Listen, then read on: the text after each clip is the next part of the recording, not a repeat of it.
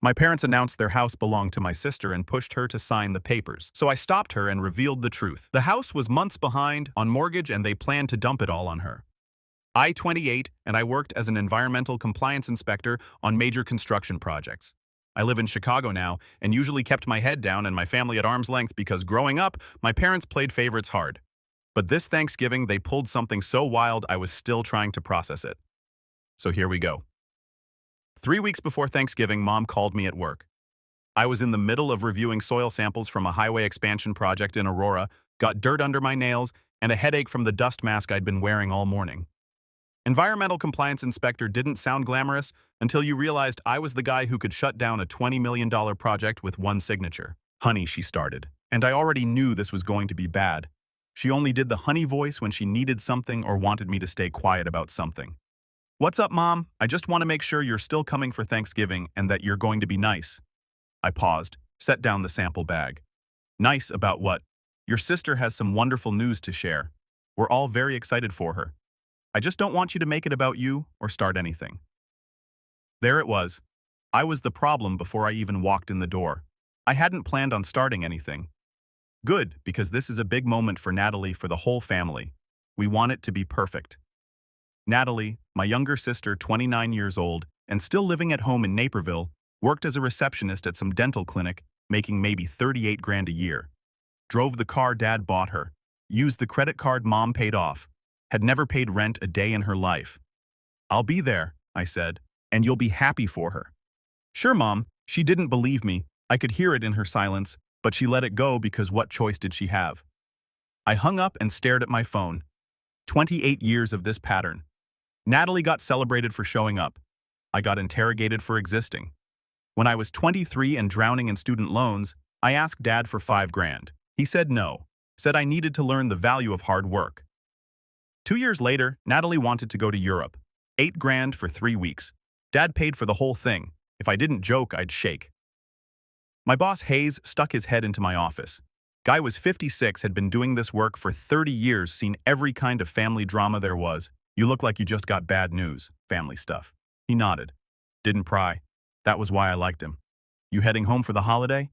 Yeah. Need to talk about it? Nah, I'm good. He studied me for a second.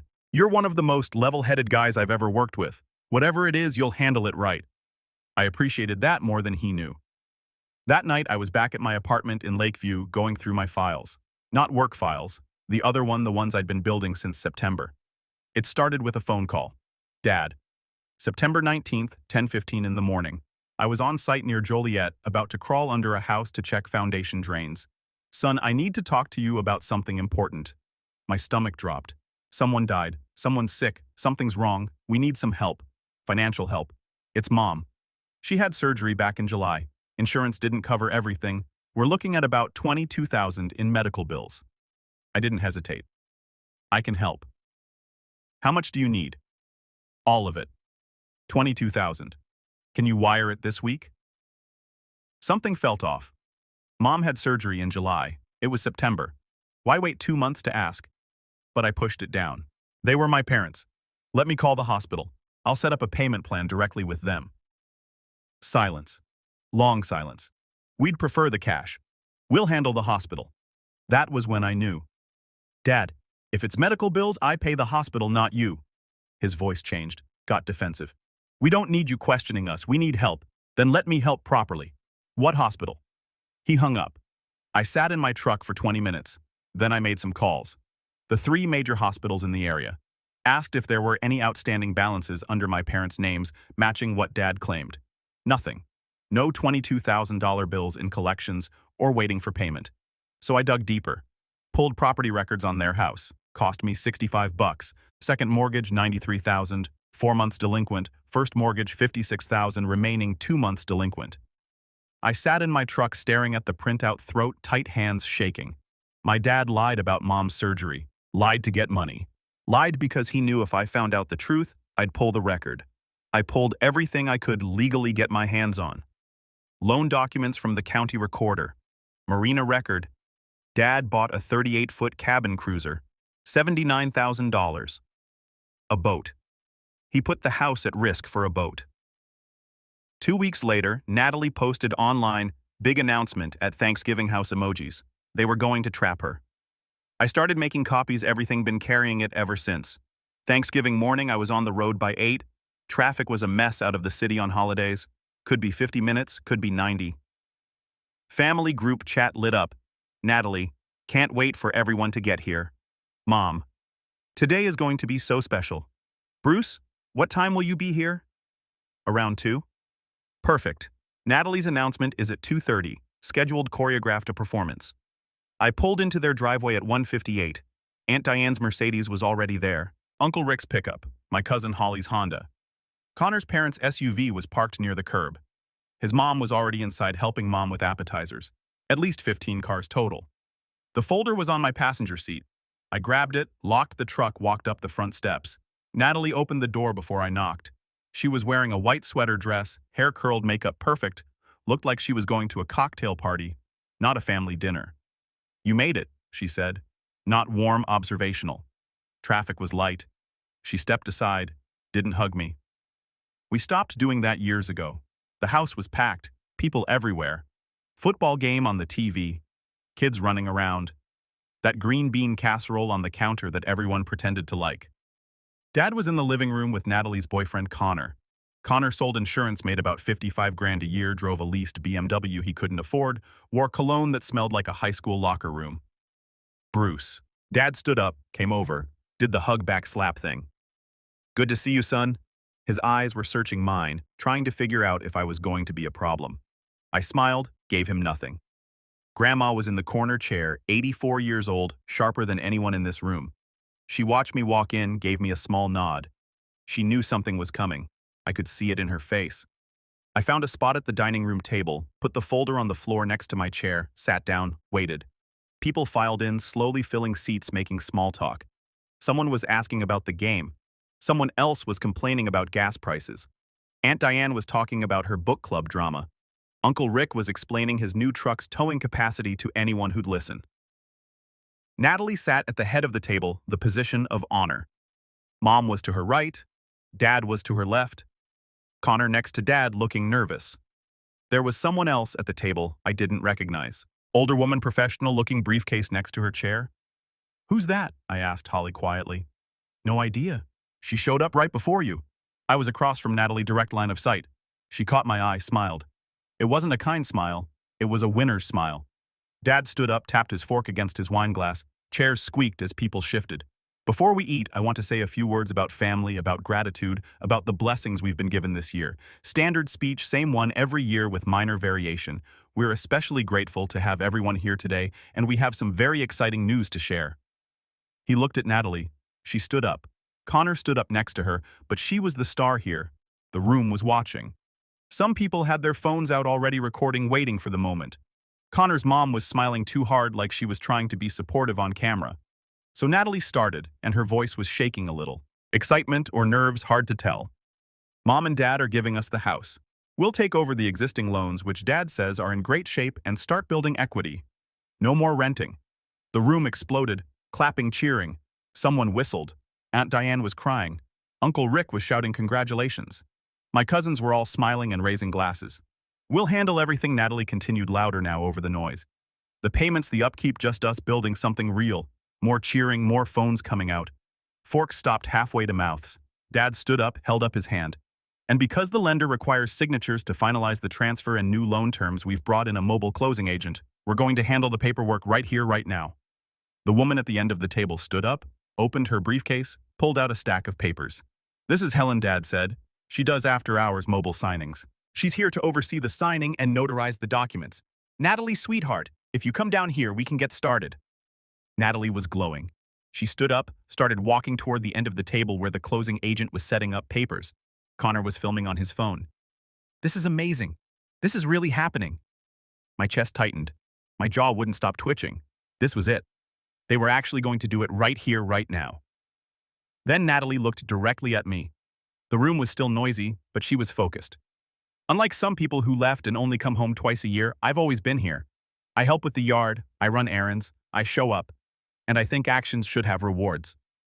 Someone laughed and immediately regretted it. People were looking at me now, waiting for my reaction. My cousin Holly leaned toward her boyfriend, whispered something. He looked at me, grinned. Uncle Rick raised his glass.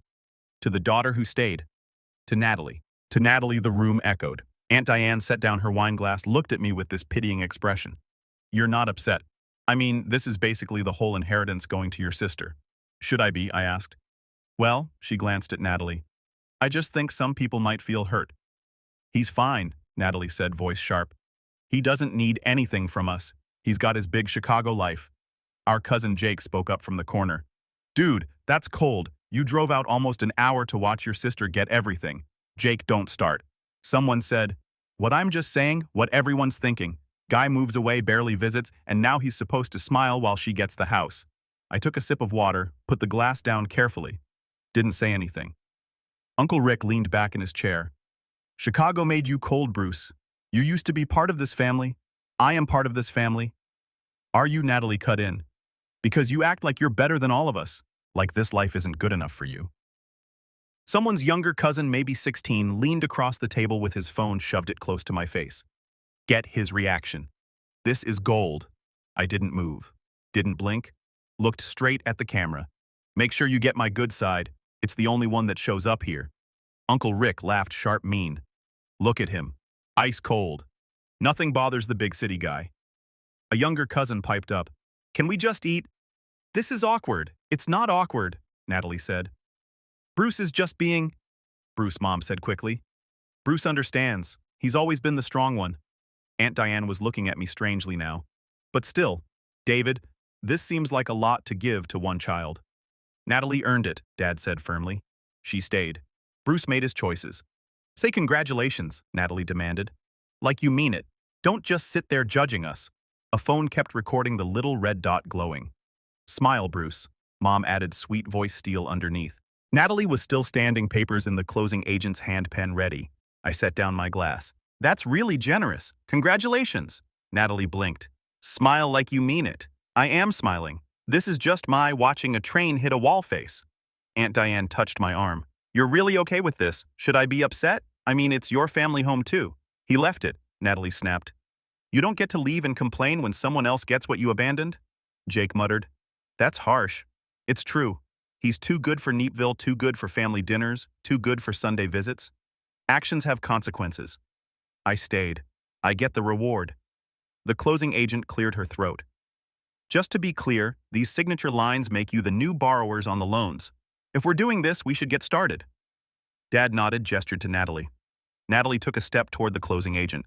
I looked at Dad. He was pale knuckles white, gripping his chair. Hey, Dad, I said, we can do this privately. Walk with me. He froze. No, Natalie said immediately. We're doing this here in front of everyone. You don't get to pull him aside and poison it. Mom's face went tight. Bruce, please don't ruin this. I'm offering to not ruin it privately. There's nothing to discuss, Dad said, voice shook. Natalie was walking back toward the closing agent. Just ignore him. He's trying to make this about him like always. Last chance, I said quietly.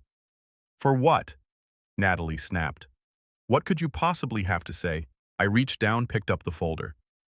Okay, then we do it here. Dad's face drained, every drop of color gone.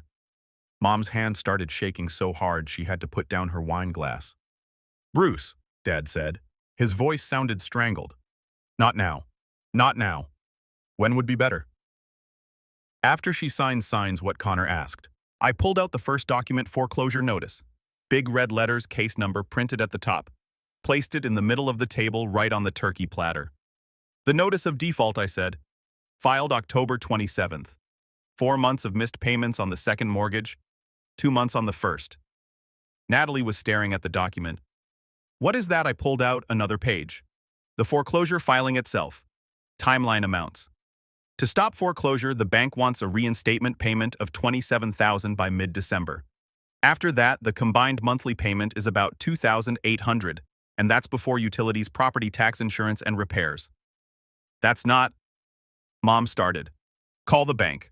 Ask what's required to reinstate the loan on this address or look up the foreclosure filing. Case number is right there at the top. Public record. Nobody moved. The closing agent was packing her briefcase, stood up. I can't proceed while the parties are disputing the terms and there's visible coercion. If you want to continue, reschedule through the lender. She walked out fast. I looked around the table at all the faces the phone's recording. So here's the question. Do you want the truth or the performance? Someone's phone kept recording the little red dot glowing. I can walk out, let you sign, let you find out when the reinstatement deadline hits, and you can't come up with 27,000 or I tell you now. Natalie was moving, coming around toward me. You're lying because you can't stand that I'm happy. She was standing over me, pointing, voice loud, slammed her hand on the table. Silverware jumped, knocked over a wine glass. Red wine spread across the white tablecloth, bled into the corner of the paperwork. I snatched the folder back. Sit down, I said, flat quiet. Once she stopped something in my voice. She stayed standing, but didn't come closer. I pulled out more papers, recorded mortgage document, the tax lien notice, my own texts with Dad. You're not giving her a house free and clear, I said. You're giving her debt, mortgage, and escrow alone. About $34,000 a year, not counting what breaks, not counting what the county's already filed liens for. Aunt Diane grabbed one of the papers, eyes wide. David, this is real. Where did you get these? Dad's voice. County Recorder's Office. Public records, $65. Connor was backing away. Wait, Natalie, you said the loans were current and manageable. You didn't say anything about default or reinstatement. They are current. Natalie stammered, looking at Dad. Right. You said the loans were in great shape. You said we just needed to sign the transfer. Dad couldn't speak. Uncle Rick picked up the foreclosure notice, face hard. This says they're months behind. Final notice. That can't be right, Mom whispered. It's dated October 27th. Natalie makes $38,000, I said. Connor makes $55,000. Combined, take home maybe $70,000. You'd spend half your income just keeping the house. Nothing left for a wedding savings emergencies. Holly's mouth was open. They were going to trick her. They were going to trap her, I corrected. Connor's face was red. You told me the house was in good standing. You said we'd be building equity, not digging out of a foreclosure. We thought we could catch up, Dad said weakly. Based on what I asked. What changed? What suddenly made you think you could handle debt you've been defaulting on for months? Silence. Connor was grabbing his coat. I'm out. I'm done with this. Connor. Wait. Natalie chased him toward the door, her heels clicking on the hardwood. Baby, please, we can figure this out. We can. The front door slammed. His parents followed him out, raised voices in the driveway. She came back 30 seconds later, mascara running, lipstick smeared. You did this. You ruined everything. I didn't ruin anything, I said. I read it out loud. They needed help. You should have helped them. I tried. They refused. Connor's parents came back in. His mom's face was hard. He won't talk to us. Says he needs space. She turned to Mom and Dad. You were going to do this to our son. We thought they'd figure it out, Mom said weakly. Figure out foreclosure, marital debt. Grandma spoke for the first time. Her voice cut through the chaos. What do you mean they refused? Everyone stopped, looked at me. I pulled out my phone, opened the call log. September 19th. Dad called me, said Mom had surgery. $22,000 in medical bills. Asked me to wire the money. I showed the screen to people nearby, date, time, duration of call. I said yes immediately, said I'd call the hospital and set up a payment plan. He said no, wanted cash. That's when I knew something was wrong. I looked at Mom, so I called the hospitals. Asked if there were any outstanding balances under my parents' names matching what Dad claimed. Nobody had bills like that, nothing recent that fit. Mom's face crumpled. That's when I pulled the property records, found the mortgages, found the missed payments, found the foreclosure timeline. You should have given him the money anyway, Natalie said. To spend on what? More boat maintenance. Uncle Rick's head snapped up. Boat. I pulled out another document. Boat registration from the marina. 38-foot cabin cruiser. March 2021. $79,000. The room went nuclear. Uncle Rick standing, Aunt Diane yelling, Holly shaking her head. You bought a boat. Uncle Rick's voice could strip paint. We thought we'd afford it, Dad whispered. Grandma stood, chair scraped. Everyone went quiet. How long have you been hiding this? 2 years, Dad finally said. And instead of asking for help, you decided to lie to your children. We were desperate, Mom protested. Desperate enough to lie in loan documents, Holly said. That's fraud if they misrepresented the transfer to the lender. You tried to do this to Bruce first, didn't you? Aunt Diane asked. I nodded. May 7th. Asked me to co-sign, called it a refinance. Just a formality. Did you sign? Uncle Rick asked. Almost. Told them I wanted my lawyer to review it first. I pulled out another document. Email from my lawyer. Subject, do not sign. She said if I signed, I'd be legally responsible for $149,000. That's when I started digging. Natalie turned on me, pointed. This is all your fault. I'm not ruining anything. I'm reading it out loud.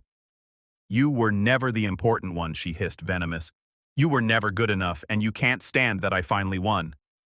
The room went silent. That was the line, the one you don't come back from. My hands balled into fists under the table. Hold it, just hold it. Holly's mouth dropped. Aunt Diane looked horrified. I just looked at her. Didn't react. Noted, I said quietly. The argument started again, louder. Phone's out, taking pictures. I stood up. Natalie looked at me, face a mess. How long have you known? Since September? Why didn't you tell me? I tried 3 times. You were always with them. They made sure I couldn't get you alone. You could have tried harder. I'm trying now. She laughed, breaking glass. By humiliating me, by stopping you from signing away your life. I grabbed my coat. You're welcome. Grandma stood up, her chair scraped. Everyone went quiet again. David, give me the boat keys. Dad blinked. What? The boat keys right now. You're not paying slip fees for another month while my grandchildren nearly get trapped in debt. Mom, I keys now, or I call the marina myself and have it impounded. Dad fumbled in his pocket, pulled out a keychain, handed it to her. She pocketed it, then pulled out her phone, started dialing. Who are you calling? Mom asked, voice small. My lawyer. We're changing my estate plan tonight. Everything gets split equally between Bruce and Natalie. You get nothing until you've proven you can be trusted. She put the phone to her ear, walked into the other room. Uncle Rick spoke up. That boat's getting listed tomorrow. I know a guy who does marine sales. We'll get whatever we can for it. You can't, Dad started. Watch me. I walked toward the door. Aunt Diane stopped me, put a hand on my arm. Most of us saw it how they treated you different than Natalie. We didn't say anything. I'm sorry for that. I nodded. Didn't know what else to do with that information. You did the right thing, she said quietly. Doesn't feel like it. It never does. I walked out, didn't look back. My phone lit up before I reached my truck. Text from Holly. Aunt Diane called the cops. Thinks there might be elder abuse or fraud. This is going to get bigger. I sat there for 10 minutes just breathing, watching the house through the windshield. Then I started the engine and drove back to Chicago. 2 weeks after Thanksgiving, I got a call from Detective Campbell with DuPage County. We met at a coffee shop. She was early 40s, professional, took notes in an actual notebook. Thank you for meeting. No problem. You're not in trouble. We're looking into your parents. There may be issues around loan misrepresentation. I walked her through everything. September, call the timeline, the documents. She took notes, flipped through pages, eyebrows rising. Your parents claim you handled their finances, that you advised them on the property transfer. I pulled out my phone, showed her texts. Here's where he asked for money. I offered to pay the hospital. He refused. That's it. I never touched their accounts. She photographed the screen. So they're shifting liability apparently? Do you have evidence you weren't involved? 3 years of zero contact with their bank. No joint accounts, no power of attorney, plus my lawyer's documentation from when they tried to get me to co-sign in May. She flipped back through notes. Your sister mentioned they pushed hard for a spring wedding. March, specifically. They set the date before Connor proposed. Mom picked the venue. March would have been 4 months after the property transfer, right when payments came due. If your sister and fiancé were married and living there, they'd expect his income to cover it without telling him upfront what he was actually getting into. That's the fraud angle we're looking at. Misrepresentation to both the borrowers and potentially the lender if they falsified occupancy or intent. What do you need from me? Truthful testimony if it goes to court, which it probably won't. Most of these settle. I'll tell the truth. That's all I've been doing. She closed her notebook. You saved your sister from years of financial disaster. Most people don't have someone willing to blow up Thanksgiving to protect them. I just read the paperwork. She smiled at that. I'll be in touch. Dad showed up at my office 3 days later. Hayes called me in. Your father says there's a family emergency. Dad was there looking small. We need to talk. Hayes was reading the room. Take the day if you need to. I'm good. This will be quick. We walked outside, cold wind. You need to fix this. Detective taking documents. They're saying fraud. That's not my problem. We're family. You don't do this to family. You tried to trap your daughter in debt she couldn't handle. What do you call that? We were desperate. Then you should have asked for help. He grabbed my arm. You could make this go away. Tell them it was a misunderstanding. I looked at his hand on my arm, looked back at his face. Let go. He did. I'm not lying for you. Whatever happens now is what you earn. She's falling apart. Your sister not eating, not sleeping medication, because she almost signed away her life or because Connor left both. Then she should thank me. Bruce, please stop contacting my workplace. Stop showing up here. Text if you need something. I'll decide if I respond. I walked back inside. Hayes was waiting. You okay? Yeah. Family stuff. He nodded. You handled that well. By mid-December, the foreclosure moved forward. Natalie texted, I met with a therapist. She says I was conditioned to accept manipulation, that I confused favoritism with love. Better to figure it out now than never. Can we talk when you're ready? Christmas I didn't go home.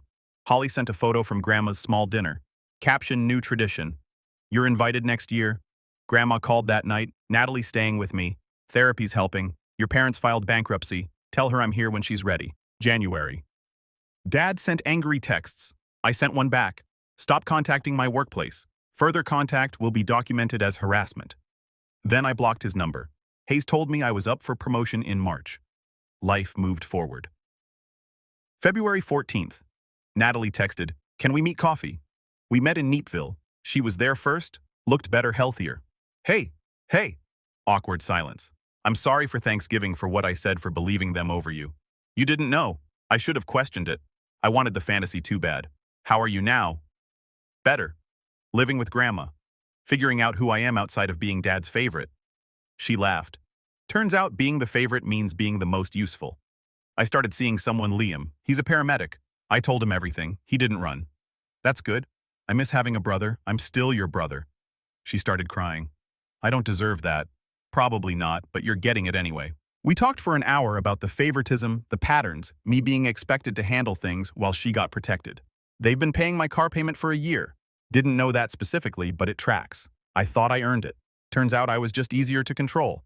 They couldn't control you. That's why they came after you. Do you hate them? No, but I don't trust them, and I don't owe them my destruction. Grandma's changing her will, splitting everything equally between us. Dad gets nothing until he proves he can be trusted. Good. We stood in the parking lot, cold February wind. Can I hug you? Yeah. She hugged me tight. Thank you for saving me even though I hated you for it. You're welcome. Can we do this again? Yeah. Call me whenever. March brought the promotion. Hayes called me in. Senior inspector. 15% raise. You earned it. Thanks. You've changed this year, more focused. Whatever you've been working through, it shows. Spring came. I was working on a project in Oak Park when Mom called. Bruce. Her voice was small. We need to talk. Your father and I have been in counseling. We want to apologize, really apologize. Okay? Can we see you face to face? Why? Because we owe you that. Because we were wrong. I thought about it. I'll think about it. Please. Your father is different now. I'll think about it. I hung up. That night I called Grandma. Mom wants to meet. Says they've been in counseling. They have. I've been paying for it. Condition of helping them. Do you think they've changed? Long pause. I think they're scared. Not the same as changed. Should I meet with them? Your decision, but if you do, make them earn it. Thanks, Grandma. I didn't meet with them, didn't respond to Mom's texts, held the boundary. May 18th, 6 months after Thanksgiving, text from Natalie. Family dinner at Grandma's this weekend. She wants everyone there, including you, including them. Says it's time. I'm not interested. Natalie, I know, but Grandma asked and she's 84. For her, I'll think about it. 2 days later. I'll come, but I'm leaving if it goes sideways. Fair. Saturday afternoon. Grandma's house. I was the last to arrive. I parked, sat there, asked myself if this was worth it. Then I got out. Grandma opened the door. You came, you asked. Thank you. She hugged me. Keep an open mind, but don't take any garbage. I walked in. Living room was set up like a mediation. Grandma's chair at the head. Natalie was sitting with Liam. Holly was next to her boyfriend. Uncle Rick and Aunt Diane on the other couch, and Mom and Dad on the love seat, looking smaller, older. Dad had lost weight. They looked up when I walked in. Dad started to stand. Sit down, Grandma said, not loud, just firm. He sat. I took the chair farthest from them next to Natalie. Grandma sat. We're here because this family is broken. Broken things either get fixed or thrown away. I'm too old to throw away my family, so we're fixing it. Nobody spoke. David, Michelle, you have things to say. Say them. Dad cleared his throat, voice shaky. Bruce, we owe you an apology. A real one. I waited. We tried to use you when you wouldn't let us. We tried to use your sister. We put our problems onto our children. That was wrong. Mom was crying. We were drowning the debt, the house, the boat. Instead of asking for help, we tried to manipulate you both. We've been in counseling for 5 months, Dad said. Working through why, the pressure, the shame, the fear of admitting failure. We filed bankruptcy. Chapter 7. Everything's gone. We're starting over with nothing, and that's what we deserved. Mom added, You didn't do this to us. We did it to ourselves. Silence. Grandma looked at me. Do you have anything to say? I took a breath. You didn't just try to use me. You tried to destroy me, and when I wouldn't let you, you moved to Natalie. You would have let her drown to avoid consequences. Dad was crying now. You called my job, showed up at my workplace, tried to frame me as unstable, made me the villain for telling the truth. I know, Dad whispered. So no, I don't accept your apology. Not yet. Mom's face crumpled. What do we have to do? Prove it through actions. Make amends. Build something real. How long? However long it takes. I don't owe you a timeline. Natalie spoke up. They've been trying. Therapy. Being honest about the favoritism about using me and treating you as expendable. That doesn't erase what they did. No, but it's a start. I looked at my parents, really looked at them. They were broken, not performing, just broken. You wanted the image more than your kids. Now you don't have either. So what are you going to do? Mom wiped her eyes. Whatever it takes, however long. We just want our children back. You can't have us back the way we were. That's dead, but maybe you can have something new. Grandma spoke. I've changed my will. Everything's split equally between Bruce and Natalie. Nothing goes to David until he's proven he can be trusted. Dad didn't argue, just nodded. And if Bruce says he's leaving, nobody follows him, nobody argues, and nobody guilt trips him. Anyone who violates that answers to me. Understood, Dad said quietly. I stood up. I'm leaving now. This was enough. Natalie stood too. Can I walk you out? Yeah. We walked to the door, stepped outside. Evening air was warm. Thank you for coming, she said. For Grandma, not for them. I know, but still, it mattered. Are you okay? Getting there? Liam's been good for me. Therapy's helping. I'm figuring out who I am when I'm not performing. Good. Are we okay? We're getting there. She hugged me. I love you. Even when I hated you, I loved you. Love you too. I walked to my truck, got in, sat there for a minute. My phone buzzed, text from Dad. Thank you for listening. I know I don't deserve it. I'll spend the rest of my life earning your trust back if that's even possible. I read it, didn't respond. Put the phone down, started the engine, drove home. 6 months ago, I nuked my family to save my sister. Today, I sat in a room with the wreckage. The truth didn't fix everything, but it cleared the ground. I pulled into my parking spot, walked up to my apartment, small 1-bedroom, nothing fancy, but it was mine. Inside, I poured a drink, sat on the couch, my phone buzzed. Natalie, Liam wants to meet you officially, dinner sometime. Yeah, name the day, next Friday, that Thai place in Lincoln Park. Works for me. I set the phone down. Tomorrow, I had a site inspection in Evanston. After that, dinner with Natalie and Liam. 18 months later, I was at Grandma's for her 86th birthday. Small gathering, Natalie and Liam Holly and her boyfriend Uncle Rick, Aunt Diane. Natalie was different now, sharper, more grounded. She moved out of Grandma's in June, got her own apartment in Downers Grove, handled her own bills, her own life. You look good, I told her. Feel good. Liam and I are talking about getting engaged. Actual planning this time, not someone else's timeline. That's good. Dad reached out last week, asked if we could meet. What did you say? Maybe eventually when I'm ready. She looked at me. You same. We weren't fixed, but we weren't broken the same way. Mom and Dad were in a rental in Plainfield. Dad worked at a hardware store. Mom did bookkeeping for a church. They were rebuilding slowly without the boat, without the lies. Grandma called us to the table. Cake time. As we were singing, my phone buzzed. Unknown number. I ignored it. After cake, I checked. Voicemail from Dad. Bruce just wanted to say happy birthday to your grandmother. I know we're not invited, that's fair. I just wanted you to know we're thinking about you both about the family. We're working on it, that's all. Hope you're doing well. I saved it, didn't delete, didn't respond. Maybe someday, not today. I pocketed my phone, walked back inside. Natalie was laughing at something Liam said. Grandma was cutting second slices for anyone who wanted them. This right here, this was enough. I grabbed another slice of cake and sat down. Forward, not backward, just forward.